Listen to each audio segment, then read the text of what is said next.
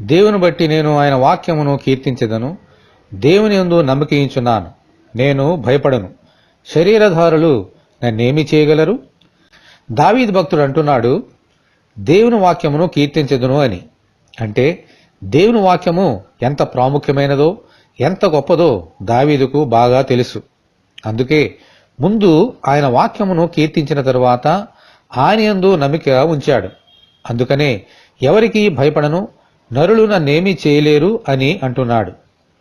దేవుని వాక్యము విలువ తెలియని కొందరు యేసునొద్దకు వచ్చి ఆయన వాక్యమును వినకుండా సూచక క్రియలు చేయమని అడిగారు.